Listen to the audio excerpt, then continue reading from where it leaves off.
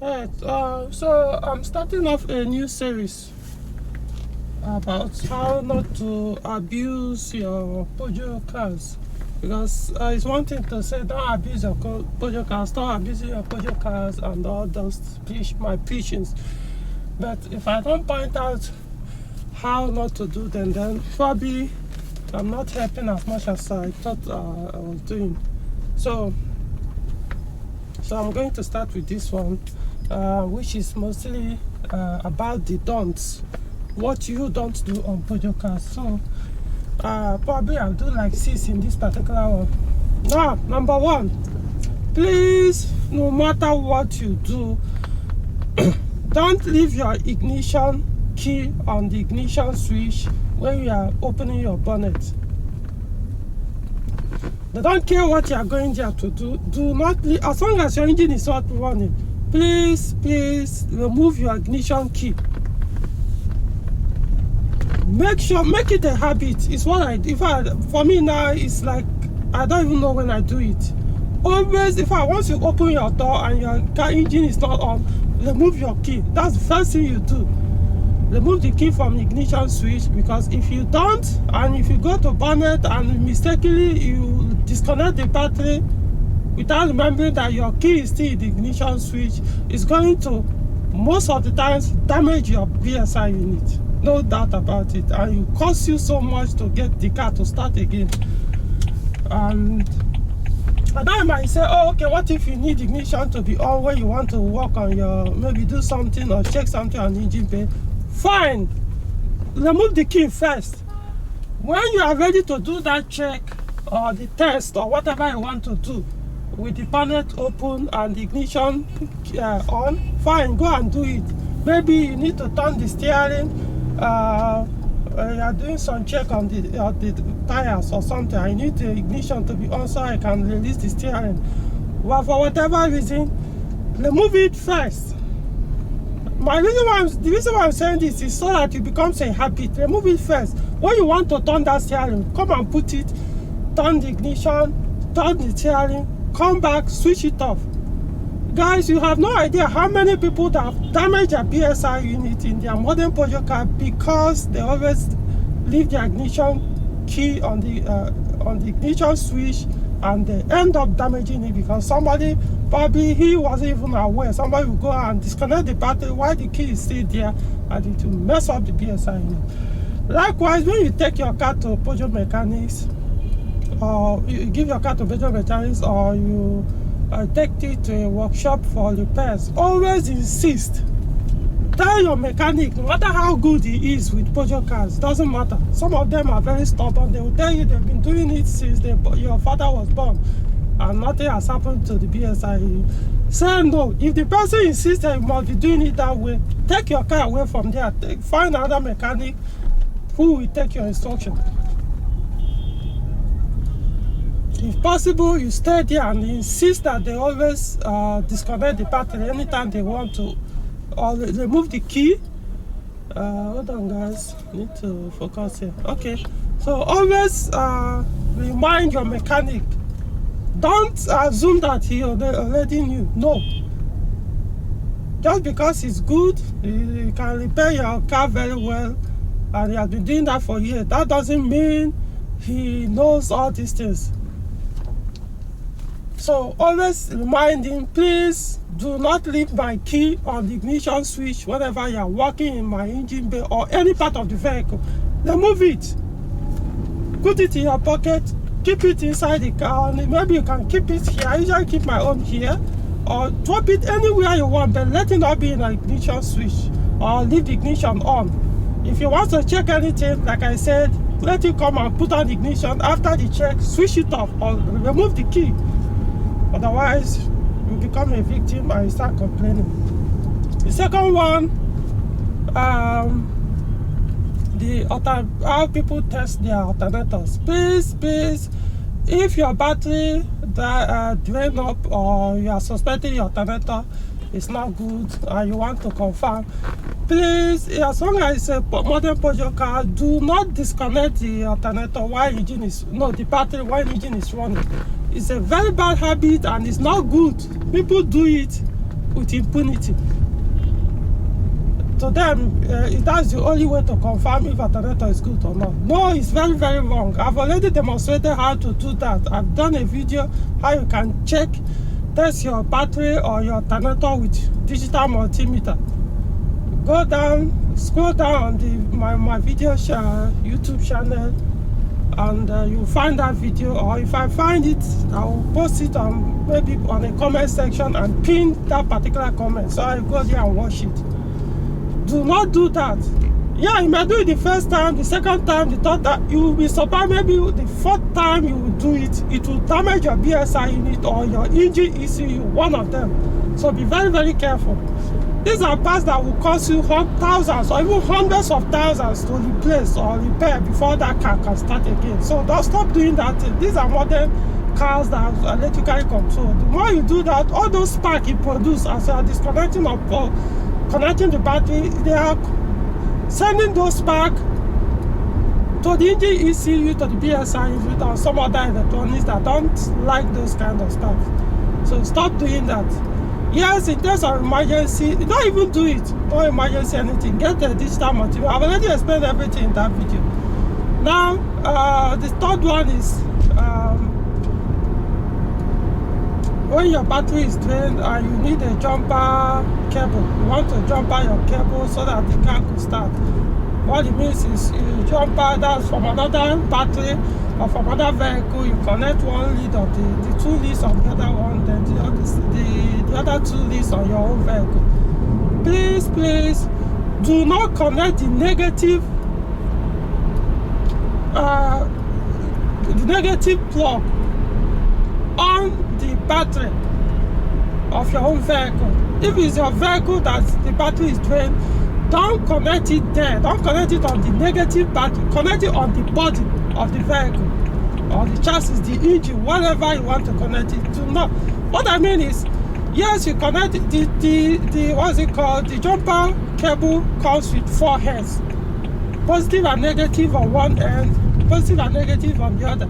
So on the donor car is the one that you want to use to do the jumper, that the battery is still good. Yes, connect the positive and negative on the batteries. Yes, connect negative and positive on the battery. That's the negative one on the positive side, negative on the negative, positive on the positive, negative on the negative terminal on the battery. When it now comes to the vehicle, the idea you want to start, that the battery is drained, connect the positive on the positive terminal of the battery, but the negative plug, please don't connect it on the negative battery terminal of that car that the battery is drained. Connect it, just find any part of the vehicle, that body of the car, on the engine, or any place that is metal, not on the battery. If you don't want, the reason why I'm telling you this is maybe you've been doing it and you said nothing is going, one day it's going to damage either your BSI unit, engine ECU, or burn your fuse box completely. And these things I mentioned will cost you thousands, hundreds of thousands, or whatever to get those things replaced.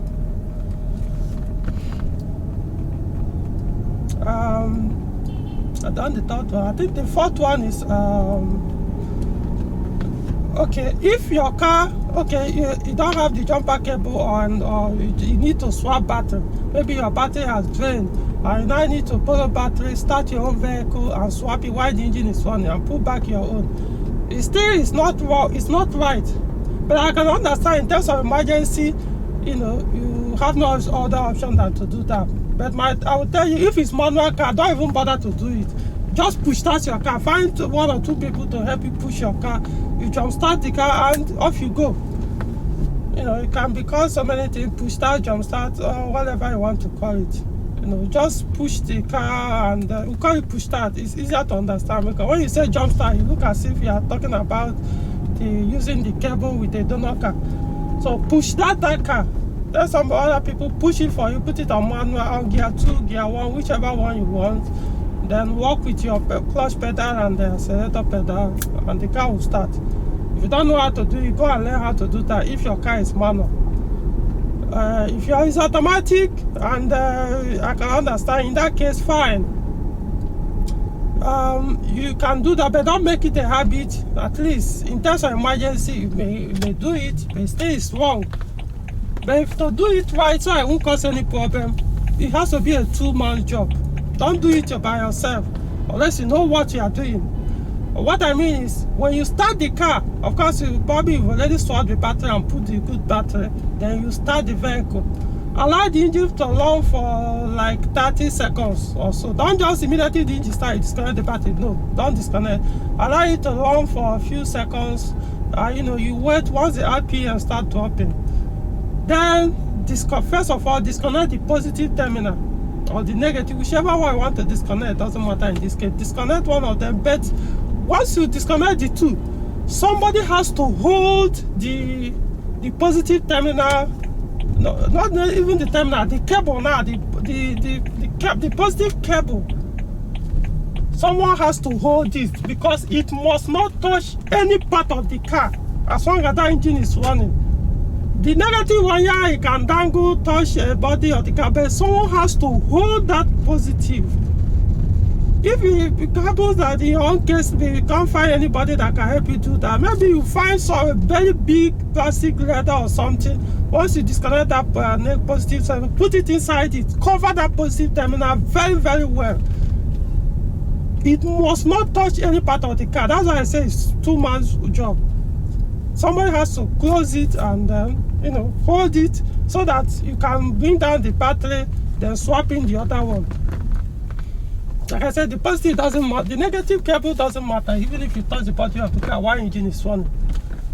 Because if that positive one touch the body of the car or the chassis or any metal part of that vehicle while the engine is running with the negative, everything is got, you are going to lose a lot of things. Electrical is going to burn so many things. Guys, I'm not serious. Yeah, you may burn, in your first time you may burn just one or two things, but the second time you may lose your engine ECU, your BSI unit, and I don't even know. So that's I think number 5 or thereabout. Then the last one I want to mention in this video is your fan. Please, please, please, please, please, I'm begging, stop bypassing your electric cooling fan. Your Peugeot car, if it has electric cooling fan, please do not bypass it.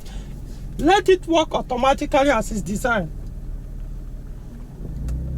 Stop listening to all these electricians, what they tell you, if they do it, your car will start issue, overheating will stop. Do not. If your car is working automatically and your car is overheating, but as long as the fan comes up when it's supposed to, please, your problem is not the fan.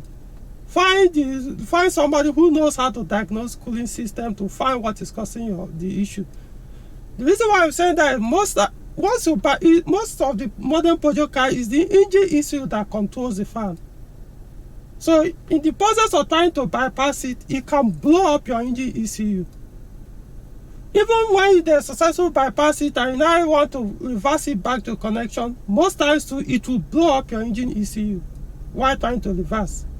So be very, very careful. Stop doing all those things. If your car has an overheating issue, deal with it. Leave your fan. If your fan is the cause that it has failed or stopped working, replace the fan. If it's a relay or resistor or whatever that controls the fan that is faulty, find somebody who can diagnose it to know which of them that is the cause. Replace it. Leave your fan alone. Let it work how it's supposed to work. And most times, if your fan works as factory designed, they hardly fail. If you want to go ahead and do that, know that you are the one abusing your car, because you are not just going to lose that fan if it keeps working all the time. Your chances of damaging your BSI or engine ECU is very high once you bypass it. Most especially Peugeot 407, when you do that bypass, the first thing you usually kill is the BSM. If you die for Peugeot 407, you know what I mean by BSM. That's usually the first place to go and damage. So don't. These are the don'ts. I think I mentioned like 6 in this video. So for now, these are the ones I'll just keep doing, maybe part 2, part 3, 4, 5, 6, 10, whatever. Even the mechanicals, I'll be talking about it, so that when I say don't abuse your car, you understand what I mean by that. Alright, so that's all for this video.